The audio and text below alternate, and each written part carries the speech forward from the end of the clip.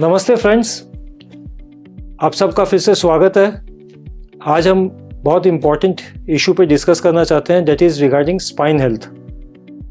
Spine is a very important part of our body जो सिर्फ messages या central nervous system की तरह काम नहीं करता, but also helps in the mobility of our entire body. In this current age we can see lot of spinal issues coming up, जो कि हम बहुत कम बात करते थे, बट इन दिनों में स्पाइन से रिलेटेड काफ़ी पैंडेमिक की तरह इश्यूज आ रहे हैं। इस सिलसिले में मैं डॉक्टर श्यामा प्रसाद मंडल को इंट्रोड्यूस करना चाहता हूँ। नमस्कार। नमस्कार। Dr. Shyama Prasad Mandal is a bachelor's in physiotherapy from West Bengal University of Health Sciences. He has worked in various multi-speciality hospitals and specializes in spinal cord injury rehabilitation. Currently, he is associated with Endorphins Baliganj for corrective issues in spinal cord. Dr. Saab, welcome to our show. Thank you so much for inviting me here.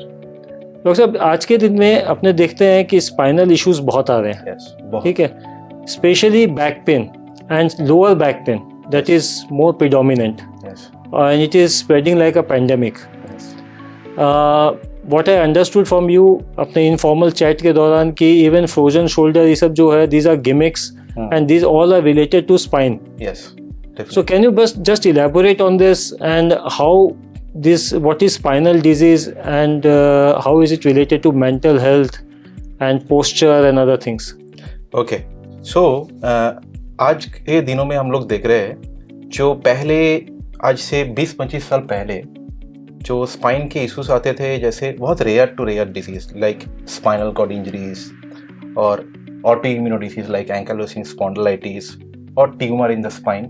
So spine के जो disease होते थे बहुत rare होते थे, लेकिन आज के दिनों में हम जितनी प्रैक्टिस कर रहे हैं, every day I am treating 10 patient every day, उससे हम 4 to 5 patient I am treating like a for low back pain, spinal issues और back pain, neck pain.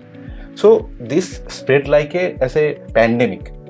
So that's why today we are talking on the spine.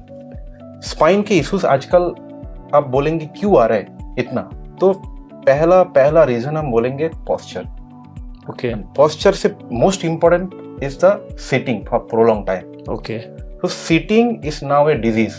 So if you work in anywhere where you sitting for, suppose you are IT sector employee, you have to do job for 8 hours.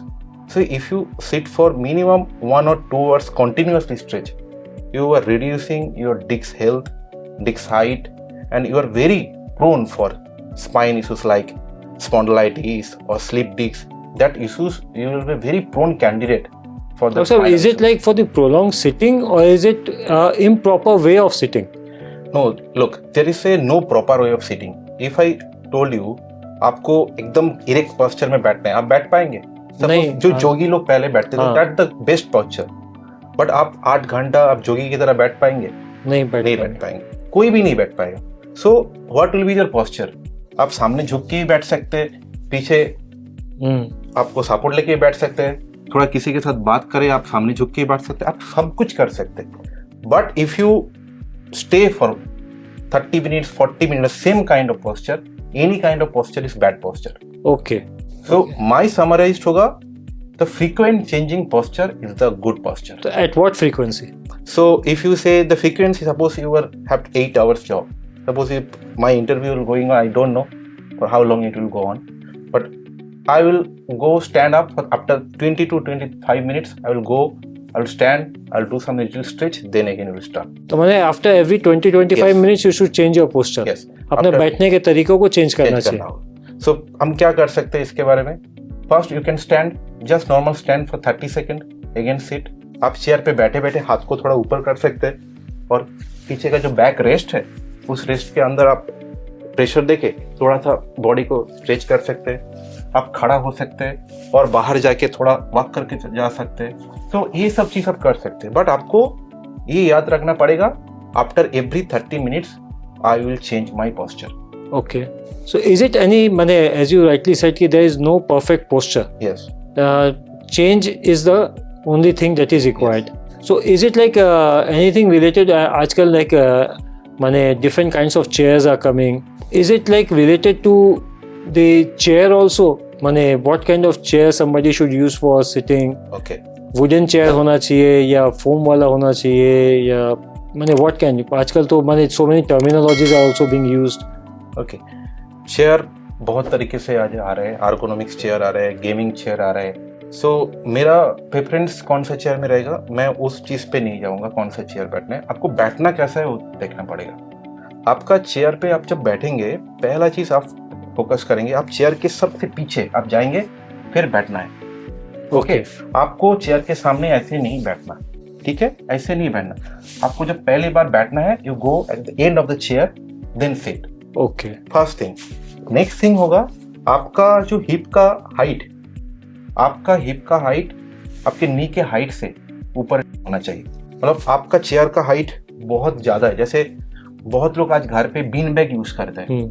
Bean bag use करते हैं। Bean bag में क्या होता है, जो नीज है वो hip से ऊपर आ जाता है। ओके।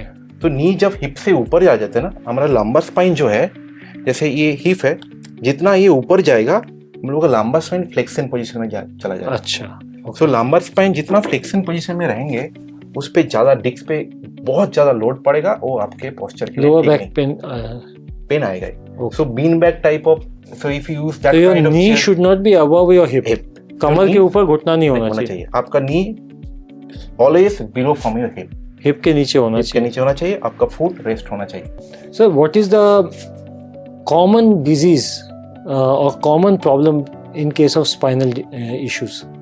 देखिए, मोस्ट कॉमन आपके पास क्या आता है? What kind of people most commonly comes? Problem बहुत तरीके से होता है।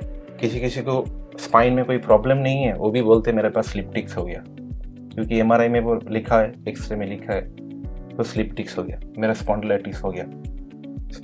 ये जो स्पॉन्डिलाइटिस, स्लिप डिस्क सबको है। Spondylitis after the age of 30 everyone have spondylitis. What is spondylitis? Spondylitis is a disease.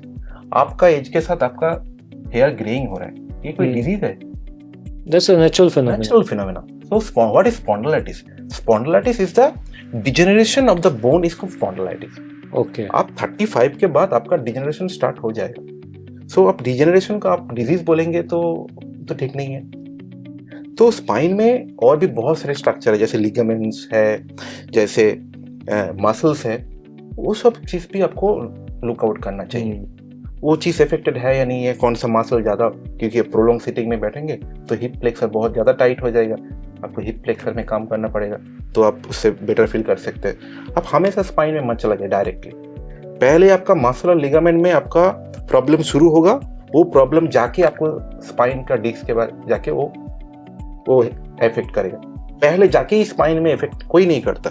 हाँ, either if is a traumatic condition that different, but normal patient जैसे हम लोग आते हैं बैक पेन के लिए, पहले मसल एंड लिगामेंट में कुछ प्रॉब्लम होते हैं, आप लोग नेग्लेक्ट करते हैं, और यहाँ पे आ जाता है mental health. Why the people neglecting their pain? So यहाँ पे हम बाद में बात करेंगे मेंटल हेल्थ के बारे में। सो आप वो नेग्लेक्ट के कारण से वो धीरे धीरे वो डिस्क पे आ जाता है। इसके अंदर एक चीज बताइए, जैसे आपने अभी बोला about degeneration of bones and all those things, and you also spoken about muscles. So what is the role of muscles in spinal health? Mane, is it like the muscles hold on to the spine and strengthens the spine? Yes. So जैसे यहाँ पे 33 vertebrae है, ठीक है? All the vertebrae segment vertebra 1 2 3 4 5. तो सबसे जो important muscle है स्पाइनल इंजरीज के, सबसे इम्पोर्टेंट मसल है, वो मसल का नाम है मल्टीफिडस। मल्टीफिडस मसल क्या करता है, ऐसे हम लोग ऐसे सुई लेके धागा लेके बांधते हैं ना, स्पाइन को बांध के रखते हैं एक एक करके, एक के साथ एक, एक के साथ एक, एक के साथ एक। तो उस मसल का काम है उसको बांध के रखना, मतलब स्टेबलाइज करना। और एक मसल है ट्रांसवर्स एब्डोमिनिस।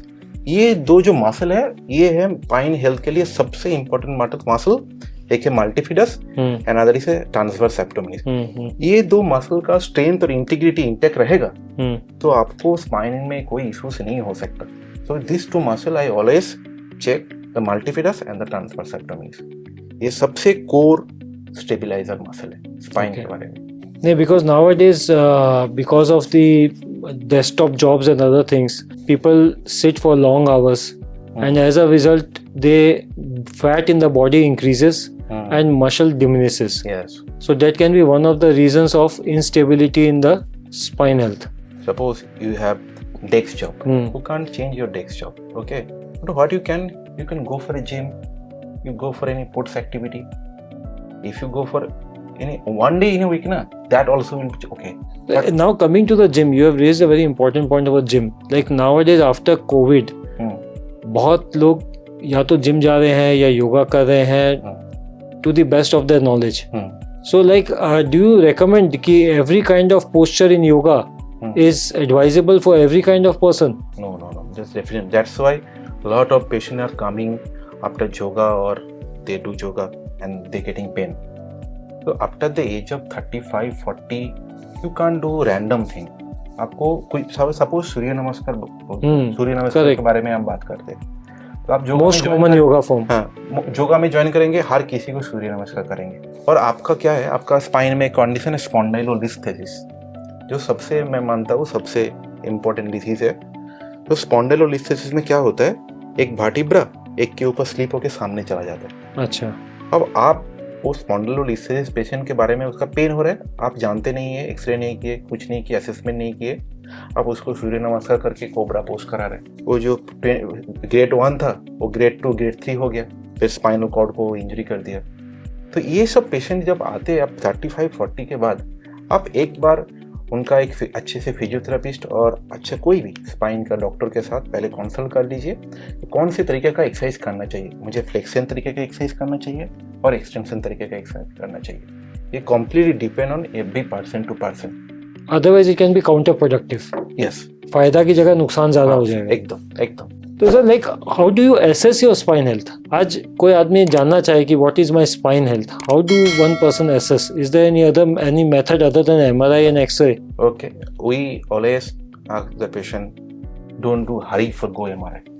हम लोग कभी पेशेंट को ऐसे फोर्स नहीं करते, बोलते नहीं है अब एमआरआई करते हैं. ऐसे physiotherapist, if I assess the spine without MRI also, if that only and only indication of MRI of spine is if the patient have bowel bladder control diminished, loss हो गया.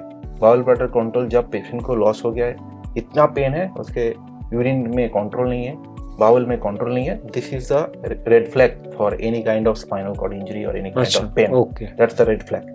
इफ यू गेट उसका gait deviation हो रहा है, मतलब spine में इतना pen हो रहा है, उसके कारण से उसका जो पोस्चर, उसका वॉकिंग वो खराब हो रहा है, ये चीज होगा तो आपको हमेशा एमआरआई और कोई स्पाइन सर्जन के पास जाना पड़ेगा. rather than normal back pain, मैं उठने के चेयर पे उठ के खड़ा हो रहा हूँ, पेन हो रहा है, ऑफिस से आ रहा हूँ, पेन हो रहा है, दिन में थोड़ा थोड़ा पेन हो रहा है, ये सब जो चीज़ है ये हम नॉर्मल जो फंक्शनल असेसमेंट करते हैं उससे भी हम लोग पता चल सकते हैं जो आपका स्पाइन में क्यों ये पेन हो रहा है, मसल में क्या इश्यूज है. But if you have that kind of symptom like bowel bladder control, जार्क डिमिनिश्ड हो गया, हाइपर जार्क हो रहा है, सो ये सब चीज़ में आपको हमेशा मैं बोलूँगा आप पहले एमआरआई कराइए और एक्सरे कराइए और go to the any physician और स्पाइन सर्जन और स्पाइनल कॉर्ड इंजरी पेशेंट जो देखते हैं स्पेशलिस्ट उनके पास चाहिए, और फिर हम लोग उसके हिसाब से एमआरआई के हिसाब से हम लोग ट्रीट करते हैं. और हम जैसे ऐसे फिजियोथेरेपिस्ट हम 2 टेस्ट करते हैं, एक है thoracic spine extension test and thoracic spine rotation test. Okay. तो थोरासिक स्पाइन एक्सटेंशन क्या होता है, हम लोग थोरासिक में 12 वर्टिब्रा होता है, ठीक है, ऊपर सर्वाइकल नीचे लंबर. तो थोरासिक में जब मोस्टली हम लोग स्टूपिंग पोस्चर हो जाता है ना, थोरासिक का एक्सटेंशन खराब हो जाता है और उसके कारण से आपका जो आप फ्रोजन शोल्डर बोले हैं, सर्वाइकल पेन बोल रहे हैं, लंबर में पेन बोल रहे हैं, मैं मोस्ट ऑफ द केसेस में देखा एक भी पेशेंट जो जिसका फ्रोजन शोल्डर है उसका थोरासिक स्पाइन अच्छा है, मैं आज तक नहीं देखा. तो मैं थोरासिक स्पाइन की वजह से frozen shoulder and all those issues are mostly एक वन ऑफ द रीजन. जैसे कैंसर के कारण एक बोलेंगे हम smoking is one is a cause of cancer, ऐसा नहीं है स्मोकिंग करने से कैंसर हो जाता है, बट थोरासिक स्पाइन हमेशा मैं देखता हूँ जो जिसको पेशेंट में शोल्डर की इंजरी हुआ है और फ्रोजन शोल्डर कुछ भी हुआ है, thoracic extension for those patient is always pour.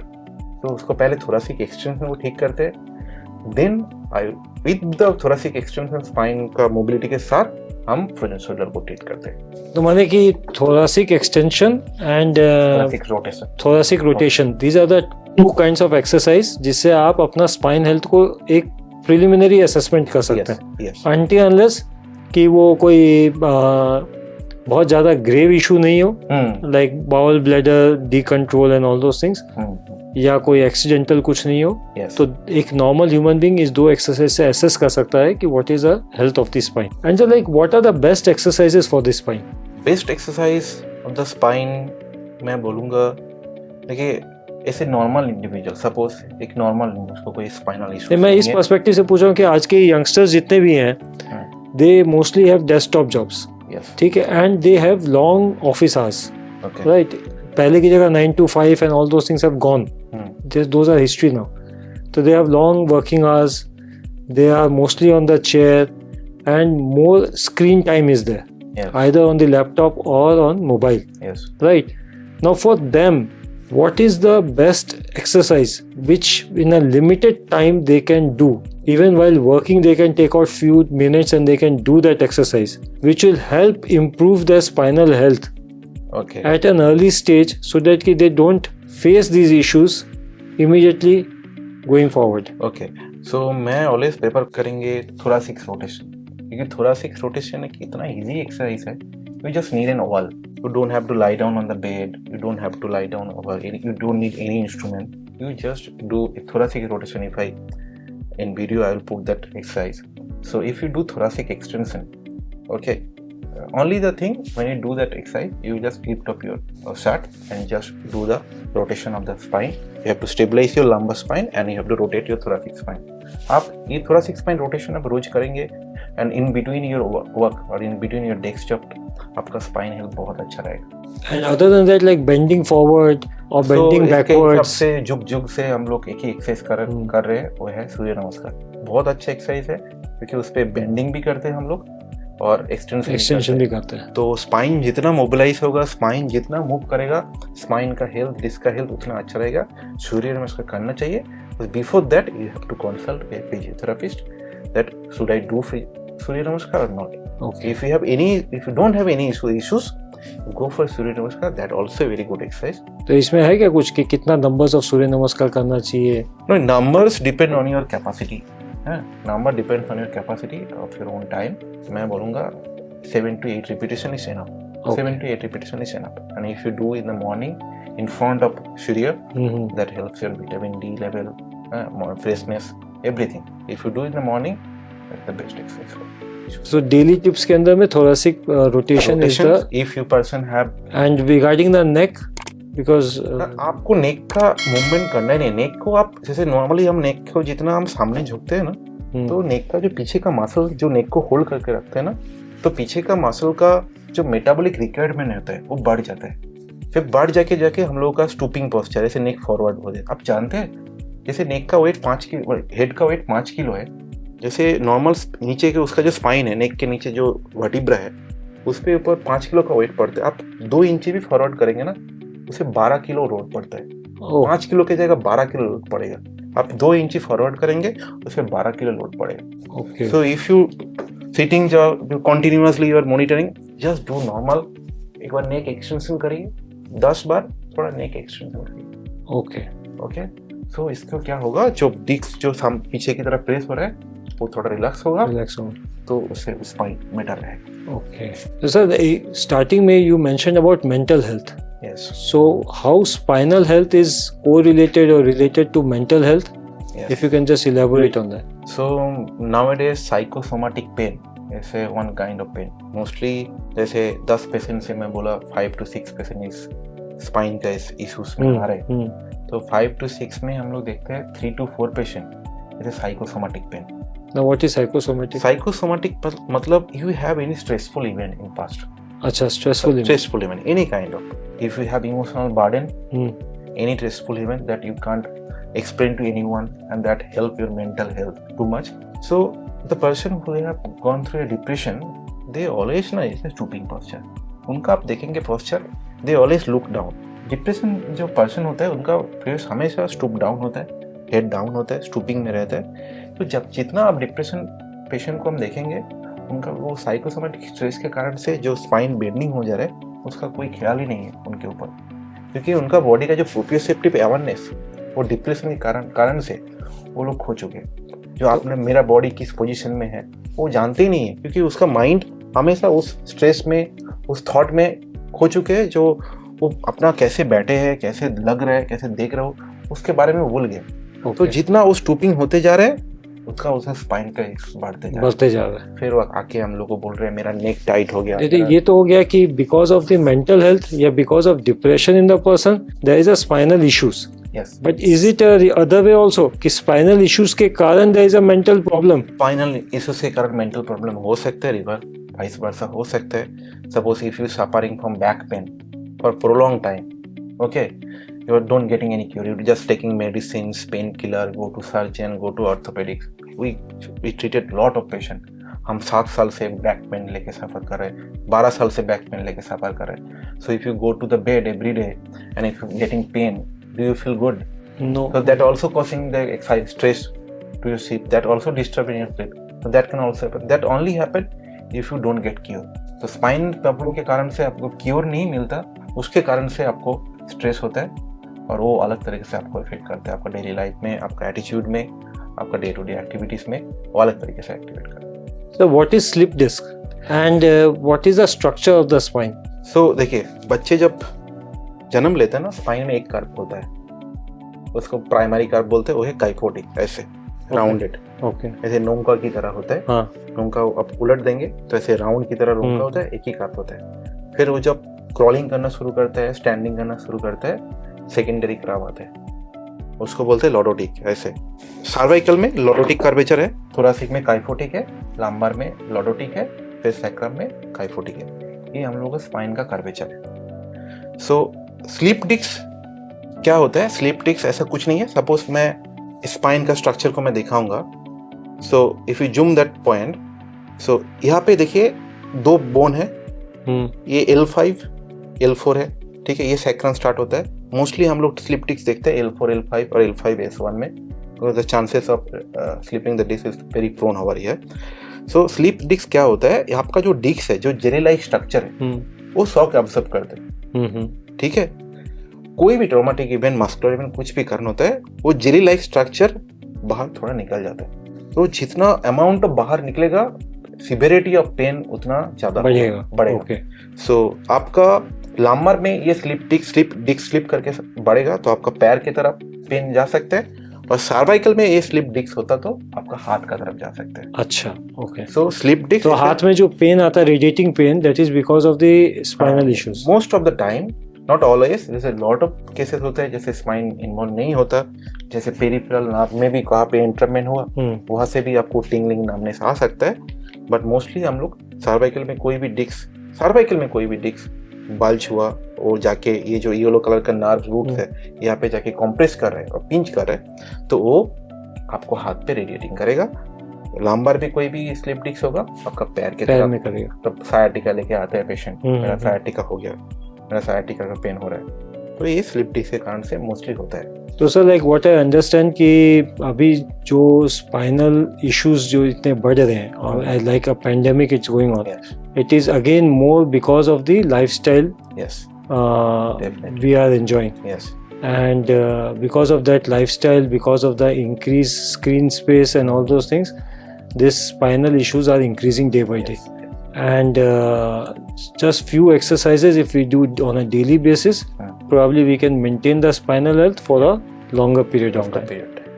Age related degeneration or deterioration will still be there because that's a natural phenomena, we can't help with that. Prevention is better than cure. Yes, prevention is only cure. Prevention is the only cure. Only cure. Nowadays, if you start doing exercise after the age of 35, you live your life at the late age.